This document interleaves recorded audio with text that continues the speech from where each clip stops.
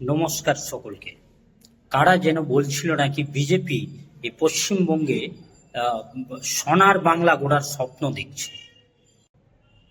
প্রাথমিক চাকরি দুর্নীতিতে এবং বিজেপির একাধিক নেতার নাম আসছে। শুভেন্দু অধিকারীর ভাই দিবেন্দু অধিকারী, তাই না? বিভিন্ন জায়গায় বিজেপির নেতারা সাধারণ মানুষকে ভুল বুঝিয়ে স্বপ্ন দেখাচ্ছে যে আমরা এই রাজ্যে ক্ষমতায় এসে সোনার বাংলা করব, তাই। কিন্তু আমরা ঠিক কি দেখতে পাচ্ছি? সারা রাজ্যে বিজেপি বিভিন্ন জায়গায় ধর্মীয় বিভাজনের রাজনীতি করে মানুষের মধ্যে জাতি ভেদাভেদ সৃষ্টি করে মানুষকে ভাগাভাগি করতে যাচ্ছে। এটা আমরা দেখেই আসছি, ঘৃণার রাজনীতি। এখন আমরা কি দেখলাম?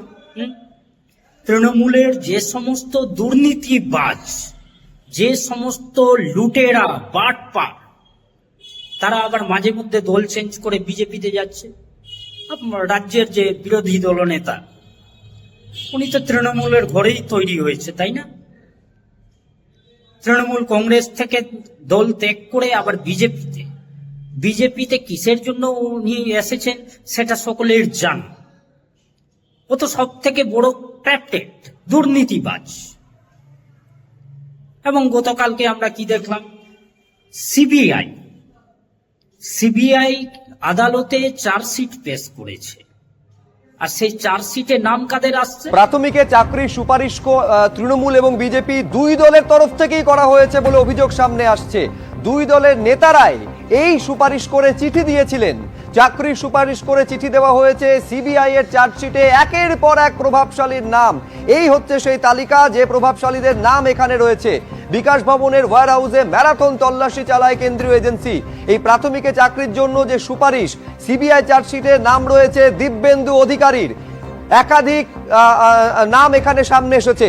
দিব্যেন্দু অধিকারীর নাম রয়েছে, প্রাথমিকে চাকরির জন্য সুপারিশ করেন। সিবিআই চার্জশিটে ভারতী ঘোষের নাম রয়েছে, প্রাথমিকে চাকরির জন্য সুপারিশ করেন, যার উল্লেখ রয়েছে সিবিআই চার্জশিটে। এছাড়াও নাম রয়েছে মমতা ঠাকুরের। চাকরির জন্য 20 জনের নামের তালিকা দিব্যেন্দু অধিকারী দিয়েছিলেন। পরপর এই নামগুলো আপনাদের সামনে আমরা তুলে ধরেছি। তো আসলে হচ্ছে চোরে চোরে মাস্তুতো ভাই দুই রাজনৈতিক দল। লোকসভা নির্বাচনে লড়ে সাধারণ মানুষের, জনগণের জনপ্রতিনিধি আর প্রাথমিক দুর্নীতিতে জড়িত। সেই দুর্নীতিতে তারা সুপারিশ করেছে, সুপারিশ করে বলেছে যে এতজনের নাম পাঠাচ্ছি, তাদের যেন চাকরিটা হয়ে যায়। মমতা বালা ঠাকুর নাম পাঠিয়েছে, আমি এতজনের নাম পাঠাচ্ছি, আপনি চাকরিটা করে দিয়েন দয়া করে।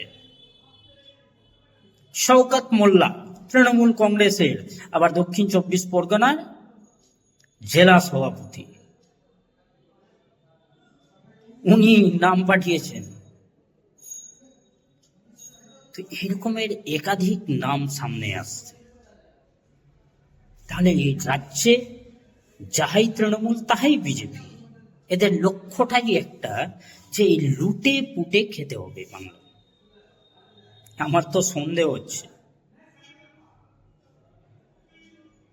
যে এই দেশকে, এই পশ্চিমবঙ্গকে যতটা ইংরেজরা লুট করেছে, তার চেয়ে অধিক লুট তো করছে এই তৃণমূল কংগ্রেস আর বিজেপি। এরা আবার স্বপ্ন দেখাচ্ছে রাজ্যের মানুষকে যে সোনার বাংলা করবে। লজ্জা করে না এদেরকে? কুৎসা করছে তৃণমূলের বিরুদ্ধে, ওরা নাকি চোর। আবার তৃণমূল কুৎসা করে বিজেপির বিরুদ্ধে, ওরা নাকি চোর। সাধারণ মানুষকে সতর্ক হতে হবে। সাধারণ মানুষকে এই দুই রাজনৈতিক দলের বিরুদ্ধে ঐক্য গড়ে তুলতে